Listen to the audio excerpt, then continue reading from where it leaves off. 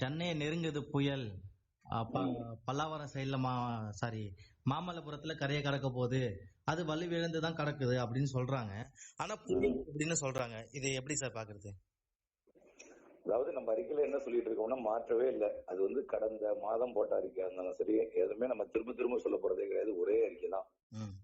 இலங்கை மீது நீடித்து கொண்டிருக்கக்கூடிய இந்த டிட்வா தற்பொழுது தரையில தான் இருக்கு, தொடர்ந்து தரையில தான் இருக்கு. நாளைதான் அது கடலையில் இறங்க போகிறது. யாழ்ப்பாணத்துக்கும் முல்லைத்தீவுக்கும் இடைப்பட்ட பகுதியில் இறங்க போகுது.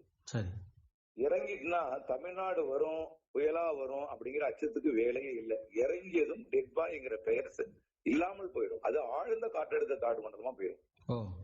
இலங்கை விட்டு தமிழ்நாடு அடைந்ததுமே அது ஆழ்ந்த காற்றழுத்த தாழ்வு மண்டலமா ஆயிடும். காரணம் அடர்மிகு ஊடகம் நம்முடைய இந்திய நிலப்பகுதியில் இருக்கிற காரணத்தினால அதுல போராடி முன்னேற பார்க்கும். அப்ப முன்னேறாது, வீக் ஆகும். வீக் ஆகும் பொழுது தொடர்ந்து போராடி கடலோரம் வழியாக போகும்பொழுது மேலும் மேலும் வீக் ஆகும்.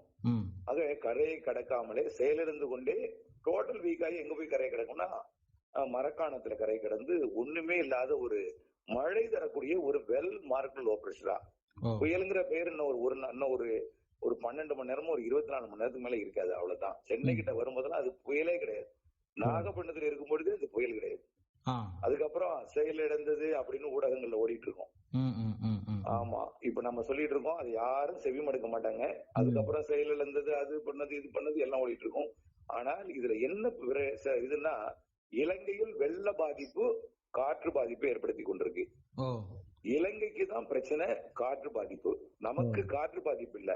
ஆனால் இது கொஞ்சம் வட இலங்கை வரும் பொழுது, செயலிழப்பதற்கு முன்பு வட இலங்கை வரும் பொழுது கொஞ்சம் டெல்டா மாவட்ட கரையிலிருந்து கடலை நோக்கி காற்று போகலாம். ஆனா அது புயல் அல்ல, புயல் நோக்கி போகக்கூடிய காற்று, அவ்வளவுதான்.